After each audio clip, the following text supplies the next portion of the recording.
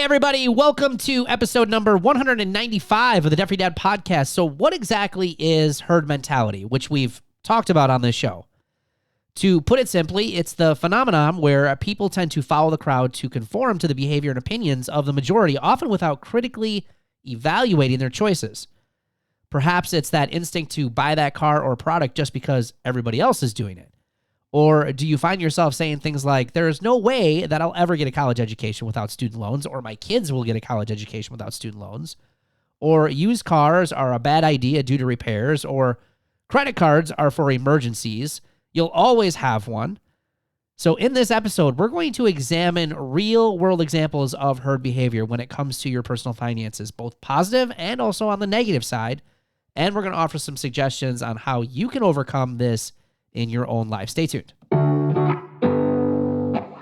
You're listening to the Debt-Free Dad podcast with Brad Nelson. Brad and his co-hosts experience the anxiety of living paycheck to paycheck before learning the fundamentals of financial security. They are now on a mission to empower regular people to pay off their debt for good and enjoy happier, less stressful lives. Keep listening for inspirational interviews, tips, tricks, and practical advice to gain financial freedom.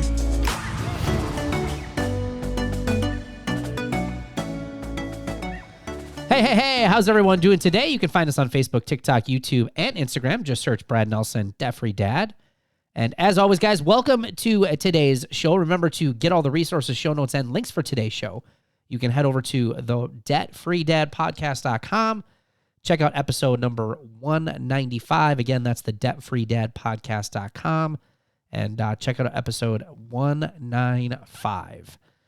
So we're talking all about herd mentality. And Ryan, actually, you put this episode together, and you had mentioned we're getting a lot of posts lately. So let's just talk a little bit about this before we start getting into some of this stuff. Yeah, so I thought it would be good to just, when you introduce the show, you kind of gave a short explanation. I'm going to bullet point this. I would encourage people to just Google herd mentality. There's a lot of fascinating research out there. I think the biggest thing to understand about it when we say it, you might read it, it might be a little like, what's he talking about herd mentality? I'm not a follower. It is it's human nature. Like herd mentality is it's just how we've survived as a species. If you go back, it's like how we banded together. So it's not necessarily bad. It can be bad and it can be good. But as you kind of break this down a little bit, it's the tendency of individuals to conform to the behavior, beliefs, or opinions of a larger group. People often follow the crowd without critically thinking or independent judgment. It just means hey, everybody says this, it must be the right thing to do. So therefore I think this and I do this, and you don't really go out and research it or do your own you haven't come to the conclusion on your own. You've been influenced by the masses as to why you think this way. It can lead to collective decision-making, sometimes driven by emotions or social pressure rather than rational analysis. I mean, we see this in spending money all the time. 100%. Driven by emotions and social pressure extremely. It can influence various aspects of your life, from consumer choices to financial decisions and even political beliefs. And it can have both positive and negative outcomes. So some of the, we've posted a number of things. We've been posting a lot on TikTok. We post our podcast on YouTube, and we do get comments. We recently posted a post on TikTok about cars. Anytime we post anything about cars, Just blows up every time. Yes. The clause come out, for people defending or not defend, all of that. But one of the big, can we just say, wait, can we just say real quick when we talk about the clause coming out, people get legit pissed at each other on these comments. Yes. I'm like, we're just talking about cars, people. It's okay. People, they get just pissed at each other. It's amazing. Yes. And I think sometimes when we, so some of the comments we've gotten, used cars are just as expensive as new cars. Just flat out, there's no discussion. There's 100%. A used car is more expensive than a new car. Katie is biting her tongue so hard right now. Look at her. Yeah. Because I had to buy a new car last week. You had to. I had to. Well, I had to buy a car because mine was not going to run anymore on the road. So unless I was Fred Flintstoning it, it was not going to work. And I had done a lot of research. Yes. And this isn't, but this is not to shame anybody if you're buying a new car. I think the idea behind this is if you find yourself saying that, and I think this comes to personal finances. And for me, this was a big eye opener for me as I got out of debt, is why do I think and believe the things I think and believe? Is it because I really think and believe them and I know them to be true and I've done my research, or do I think and believe them because all these outside forces, especially nowadays with social media, I mean, if you go on TikTok and you go on our posts, you're going to find thousands and thousands, hundreds of thousands, probably millions of people that are going to agree with that statement that used cars are just as expensive as new cars. And are we talking about like a used Lamborghini versus a brand new Honda Accord? Whoa. I think, well, and I think that's where we get this irrationality about things, right? It's just a flat out statement and like no amount of like if you say, well, here's an example of this used car that costs this much versus this new car of the same model. Well, I'm not talking about that car. That car's not, well, then you can't say every car, right? But we have this mindset that is just like every car is that way because that's what everybody is saying. Right. The other big one is used cars are not reliable and cost more to keep running than a new car. This is probably one of the biggest ones we've seen. Yeah. Which is repairs. Yeah. Completely false. And again, I get that there are cars that you can get yourself into, especially used ones that can have a lot of problems, but there's also new ones too that you can get into that have a lot of problems too. But this one, I from experience and I mean, there's repairs, but it's not cheaper than, a new car is not cheaper because of repairs. I think the reason why a lot of people get into this mindset is, number one, most people don't have the money to repair their car. Right. So they just finance it, right? Because it's like, well, I don't have the money to spend $1,200 on a repair. So I'm just going to finance the repair and we're going to then rename repair depreciation over years, right? That's essentially what we're doing. But a lot of people get themselves into that and they say, well, new cars or used cars aren't reliable. I'm just going to get myself a new car. And the reality is you're still paying it. You're just paying it, a lot of it in depreciation. Now, and again, if you're listening to this, you're like, well, because there's a lot of used cars and this is a very unique situation, guys, the way we're in right now with the way the economy is and the way used car prices are. Okay, you probably could talk to some of this because you just did this. Mm-hmm. We're seeing used cars at a pretty high rate right now. Cars are holding their value a little bit different than they used to. But I'm here to tell you guys that's not going to last. I can't see the current automotive industry staying the way that it is. I think we're just in this unique situation. But I think over time, we're going to go right back to it. There are still plenty of people that I talk to and work with that are so upside down on their vehicles. So it's still happening. It just doesn't happen to everybody the way that it used to as far as depreciation and how sharp depreciation was, especially in those first few years. No, but I can't see that lasting. It'll eventually probably work itself out where things will go back to somewhat normal, I think. That's just me. Right. Do you want to see an example? Just real quick, because I pulled one up. So this is a used car. It's a 2021 HRV. I bought a 2024. It has 22,052 miles on it, and it costs $25,639. My car, brand new with 4 miles on it, was $28,000 and change. And I'm just like, well, would it be ridiculous to spend the extra $3,000 right now and get all the inclusions in the warranty versus the $7,500 transmission that needed to be repaired, and my car wasn't worth that much for my old one. So, but I took the time to actually compare things. I really tried to get a used one. What did you say, Chris? Did that make I was going to say, can I jump on her comment there? Yeah. This is not to beat you up, Katie. Mm-hmm. But I could have gotten a used one for $3,000. The statement was that used cars are not reliable and cost more to keep running. That I don't believe. So using your example, though, and this is why I want people to think about the example you just used. Mm-hmm. Yeah, you save $3,000 by buying a car with 22,000 miles on it, But a car with 22,000 miles on it is not going to be any more or any less reliable than the car that you bought. Absolutely not. So it is right there. You have, I mean, I think proved the point that unless there's something wrong with that 22,000 mile car, it's going to be just as reliable. But there's the blanket statement that Ryan is talking about, that people will only buy brand new cars because they have warranties, like you mentioned, Brad. And because a warranty means my car's going to get fixed because I don't have the money to fix it. It doesn't make the car not reliable. It's just, you're right, Brad, you don't have the money to do it. Right. But Katie, I think that you would agree that both of those cars are going to be very reliable. Yep. One's They're probably both not going to be any more reliable than the other one. Right. There's just the safety net there of the warranty. Right. Yeah, and I definitely don't want to turn this into a used car episode. Correct. Correct. But we've done one of those before. Yeah, but I would definitely say, like, if I was looking at that and I was in Katie's situation, the thing that would come to my mind is warranty. For $3,000, I'm going to get a 3-year warranty. Probably what kind of warranty did you get? 100,000 miles. Okay, so I mean, and 10 years. if I'm definitely going that high of a price of a car. Now, me personally, I'm different than Katie. I don't spend that much money on cars. Like, I'm okay driving around a $5,000 car. It could be the worst POS on the street. I don't care. As long as it gets me to where I'm going, I don't care, right? But other people are different. So, but it doesn't mean that you can't, like, I see people commenting on TikTok, and just as it goes back to this mentality of used cars aren't reliable. It's not. I mean, it's pretty much all I've bought. I think the most expensive vehicle I bought, well, it was my Jeep most recently. But that doesn't count, I think, in my book. That was a completely different thing. But it was used.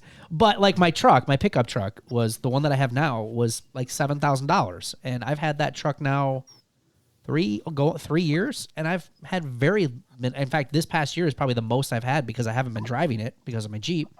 And not driving it is actually costing me money now because I've got to repair it because the thing just sits there. So I got to make a financial decision about that. But anyways, like, I don't spend nearly that much money on used vehicles. And I've had very good luck, finding very reliable vehicles in a price range of anywhere between $3,000 on the low end, and I get things have changed, up to $7,000 and paying cash for those vehicles. So it's just a different perspective. Some people are... And I was going to say, $3,000, for $3,000, you could argue that it's maybe a better value. Okay. But you cannot argue that it is more reliable, I don't think, is all I'm trying to say. Right. Nope. And this is the first brand new car that I've gotten since 2004. So it's been a long time since I've actually purchased a brand new car. Everything else has been used in between there. All right, let's get off the cars. Let's go to the next one. So Ryan, Let's go on to politics. Ryan, you mentioned a couple of other. What was one of the first ones you mentioned, Ryan? Because I had a comment, but I don't. Yeah, so like this isn't so much probably on a post that we've made, but one of the biggest, I think myths and misconceptions in this day and age, and something I think everybody is just, we latch onto these numbers or these ideas that you can't get a college education these days without student loans. That is just an impossible feat. And I think that one grinds me the most because I have a son who did it.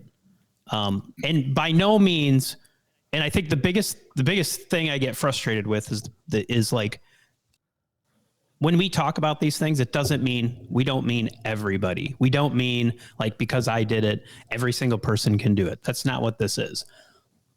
But I do know that there's a lot of people that jump on this bandwagon of there's no way you can do it. So when you think that, if you have that mentality that there's no possible way, it means you're not open to like, how can we do this without debt? How can we do this so we don't saddle you with $50,000, $60,000, $70,000, $80,000 in debt? We just say there's no way because that's what everybody says. And then you go to school, you get $50,000, $60,000, $70,000 in debt. And then we say, well, there was no way. And I'm telling you, there's ways. You just have to think about it and get out of this mindset of like what everybody tells you, that there's no way to do it. Right. Taking the time to actually... I have 2 children myself who also graduated with no student loan debt, so it can be done. Now, the difference is we helped them out some. Now, they paid for part of theirs as well. We wanted them to have skin in the game. Okay, so they contributed towards their own education, but we helped them. But maybe, Brad, this is something I think that we ought to do a whole podcast episode on.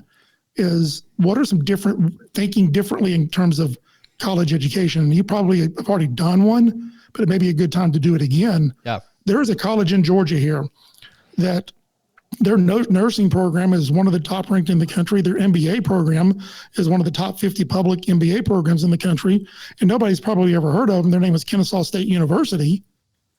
And if you make good grades in high school here, you can graduate, go on to, we have a Hope Scholarship program here in Georgia.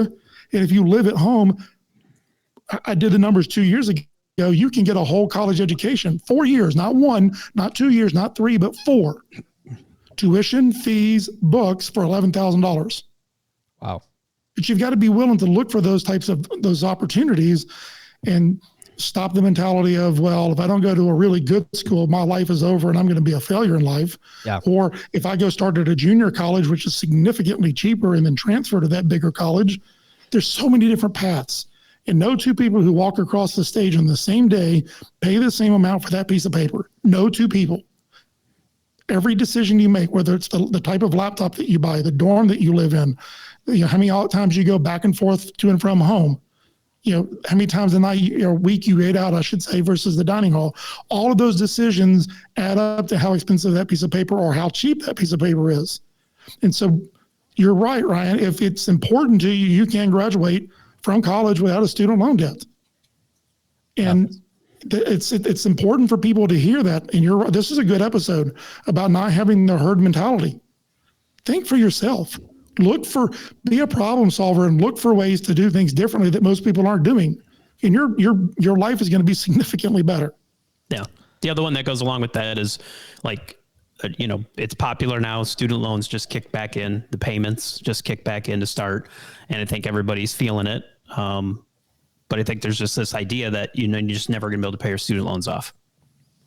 We have people that have done it, right? I mean, again, that's in a blanket Roots, statement. we have people that have done it. We have proof of people doing this. So it's like, when you say it can't be done, and then we see people doing it, it's like, do you really, you've internalized that and you've made yourself believe it's impossible, and it will be impossible because you believe now it's part of who you are. You've believed that there's no way I can do it. And again, you're just adopting. And again, when you go onto TikTok, when you go onto social media, when you go and you surround yourself with people who are there's no way to do it. It's not fair. All this stuff, all you're doing is just feeding that comfort level, that herd mentality of I'm surrounded by this group of people. We're all comforted by each other. We're all in this together. It feels good, but then you're stuck. Right. Because you can't get yourself out of it because you're just surrounding yourself with those kind of people. Yeah. Well, there's a lot of people I've worked with that have just they've said, and I've heard it multiple times, I'm going to die with my student loans. Right. I'm going to die with them, And I mean, how many people have you heard just say that about debt in general? I'm going to die with my debt. I'll never pay it off. Right. Right. So that whole mentality that you're always going to be there. By the way, we did do an episode back in season 1, episode number 41. We had Jocelyn Panita Pearson on the show. And Jocelyn still runs this program today. She calls it the scholarship system, and she runs an entire membership program, amazing program that helps students find scholarships to go to college debt-free. But, how many people are actually going to take the time to do that? I mean, if you think about it, a lot of people, I should say a lot, I don't know how many people, but there are people out there that like to give their kids or get their kids to go to work, right, and learn how to work. And what about if their job was just to apply for scholarships and we're able to manage? Think about the money that they are making per hour for these scholarship awards that they can get. And we're talking about all sorts of different scholarships that Jocelyn helps you get. So, again, that's just another unique thing that's out there that most people aren't doing. I mean, how many scholarships that are out there that don't even get awarded because people just don't apply for them, right? I mean, that is a thing. So she helps people do that. So make sure you guys go check that out, episode 41 on the podcast. And there's a quote I've heard: whether you think you can or you think you can't, you're right. So it's kind of, what is your mentality? What's the best that can happen? What's the worst that can happen? Which way are you going? So what are some of these other ones? So yeah, a few more just common ones that we've always seen. You'll always have a credit card. Credit cards are for emergencies, and I think so. These are the ones that are fascinating to me because these are the ones that have been ingrained in our society. And if you look back to when credit really started to take hold, in the 50s and 60s and 70s, this is what they started training us to believe. And so now you have generations of people who believe this, and it's just like, when I was in debt, we are their own marketing arm to some degree. Like, they don't even have to sell it anymore. No. They literally have millions upon millions upon millions of people that will convince you that you should use a credit card to increase your credits, to use the product. Like, there was a commercial, I think, that's floating around on TikTok for Burger King about how when Burger King started offering credit, and this was in the 90s, and everybody thought it was just like crazy that you would use a credit card to buy fast food. And this was in the 90s. And now we're in 2023, and you think like, you can buy now, pay later your food now, and nobody thinks anything of it. Like, that's fascinating to me, that that's where we've become as a society. And that's just like, that's how well we've become trained to just use credit. We don't even think about it. The marketing machine over the years. I don't want this to come across sarcastic, but there's only really one way to say this. You're only going to have a credit card if you ask for one. Yeah, that's true. Correct? Yep. So the argument that you'll always have a credit card, no, you won't. If you don't ask for one, you'll never have a credit card. I didn't have a credit card when I was 15. Okay, I don't have a credit card now, and I haven't had a credit card since 2005. And again, I don't want this to come across sarcastic or mean in any way, because I was in the same shoes as a lot of people out there listening to this podcast 18 years ago when I said enough's enough, because I knew I couldn't control use of a credit card. And I have not had a credit card since 2005. That is 18 years. And by the way, emergencies have come up. I've been able to handle them without a credit card. I've been able to travel without a credit card. Folks, you can do it. That's the point I want you to understand. You don't have to have a credit card. I want to say, like, I could be wrong, but wasn't it like the Diners Club card that was started because the guy forgot his wallet at a restaurant or something, and he was so embarrassed because he didn't have any cash, and that's how the card, I want to say, isn't that how that started? Well, it was Diners Club was the first credit card. Now how it started, I don't know. I could have swore that's how it started, and like, he had forgotten his wallet. He was so embarrassed. He never wanted to be put in that situation again, and that's how that credit card. I could be wrong, but I'm pretty sure that's what I heard, that from a history standpoint, where that one came from.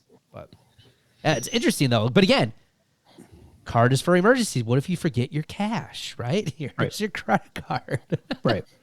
And I think it's just, so for me, like, when we talk about herd mentality, I really never thought about it much until I really got out of debt, and I really started to just start doing some of my own education and start reading. Like, you just start, like, if you think of like the Discover card, like, oh, there's a Discover card that's everywhere, but it's like, it came out in the 80s. It's not like it didn't come out like 150 years ago.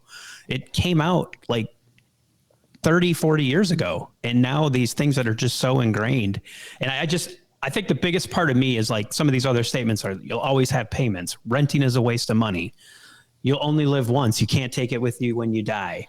You know, it's, you know, this person's fault or inflation's fault, or all these, like, this big thing right now, I feel like, is like, we love to just figure out who's to blame and point our fingers at it, rather than saying, okay, yes, they're to blame. I'm not saying there's not problems, but now what can I do about it? What can I take? What's the next? And I think a big thing to break free from it, from personal finance, is do some education, get out from feeling comfort and good with all the people, and start doing your own research and get around other people. And I think, you know, Brad, you asked, this question was asked in Roots, right?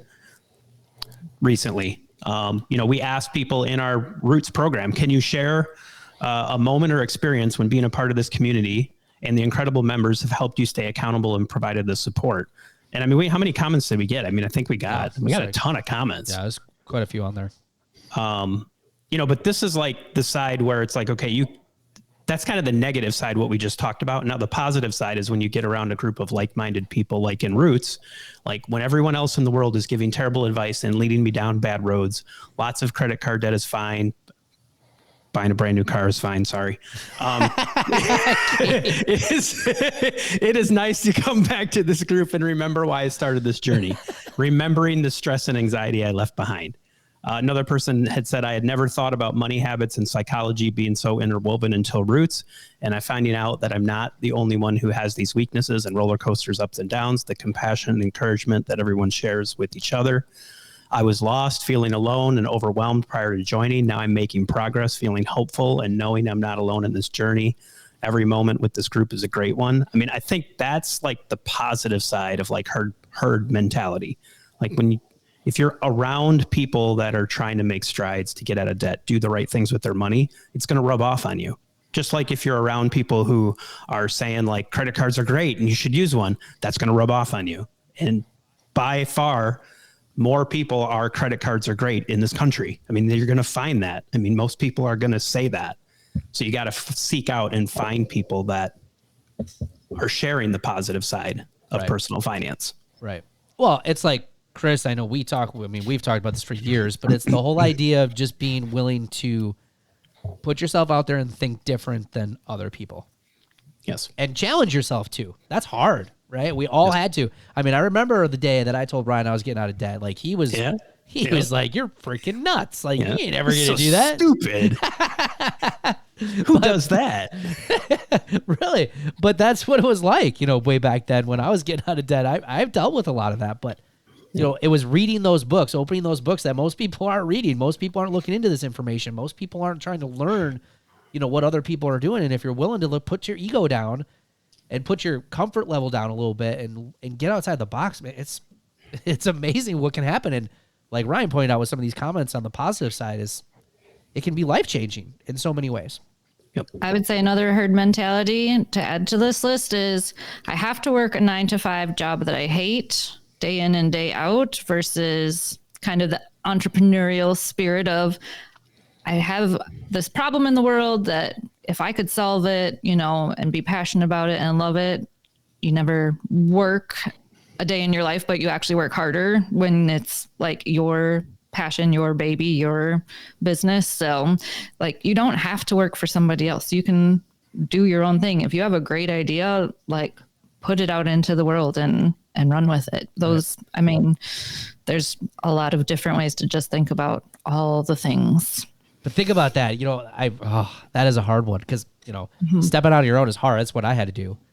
Yeah. But most people do not. When it comes to leaving a 9-to-5 job and starting your own business, most people, It's scary. They're like, good luck, but that's it. Mm-hmm. Because most people are too scared to do it. It's hard stepping out, doing your own thing.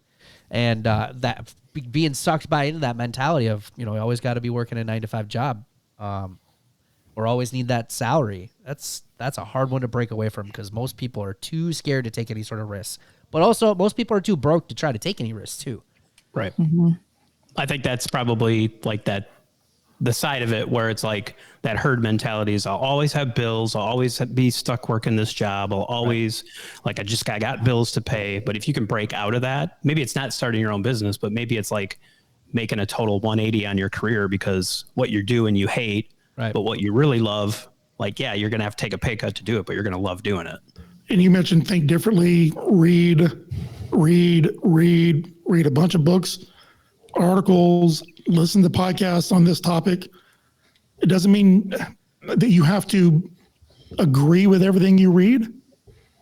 It doesn't mean that you have to believe everything that you read. So we're sitting here talking about in this podcast about think for yourself. Don't follow the herd mentality.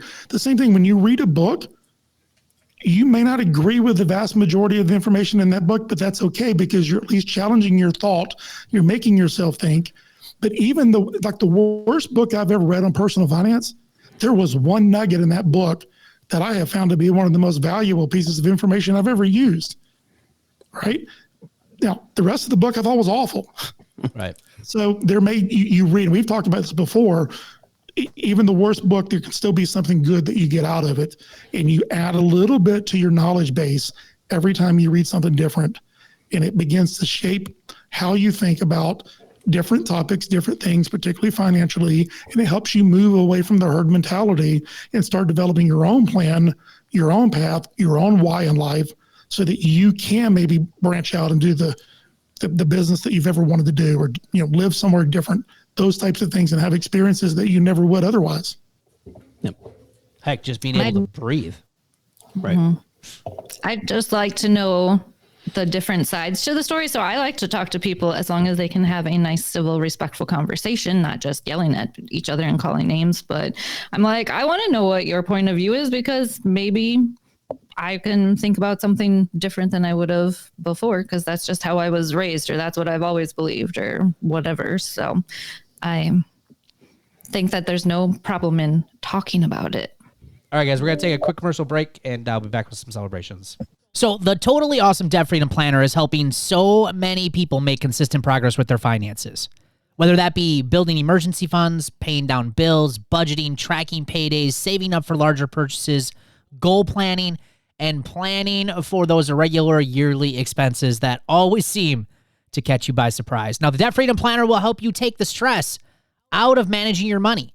And if the thought is running through your mind, hey, I just need to have a simple tool to get my finances together, this planner is perfect for you.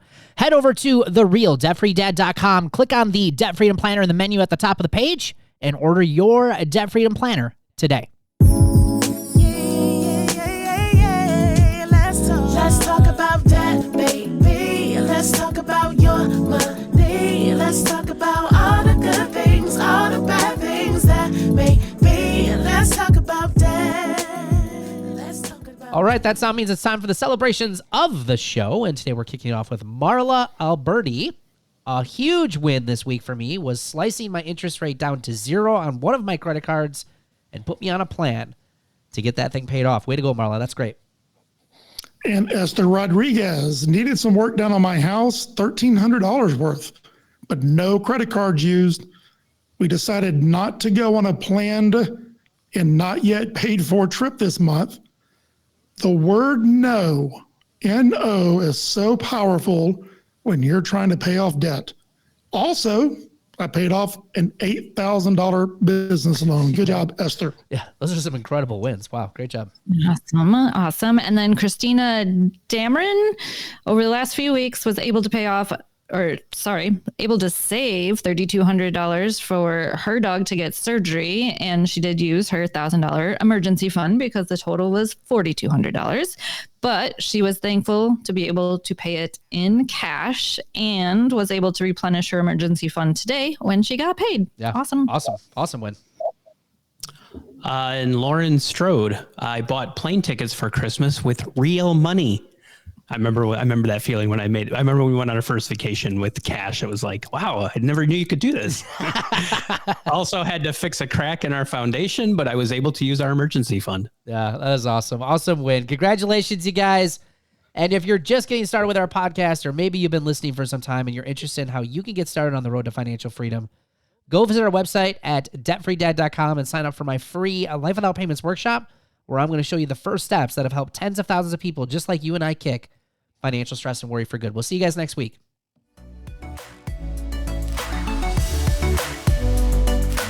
Thanks for listening to the Debt Free Dad podcast. Connect with us on Facebook, TikTok, YouTube, and Instagram at Brad Nelson Debt Free Dad. If you found value in today's episode, please leave a rating and review. We so appreciate it. For resources, show notes, and links mentioned in today's show, visit balancedsense.com. That's balancedsense.com. Catch you next week.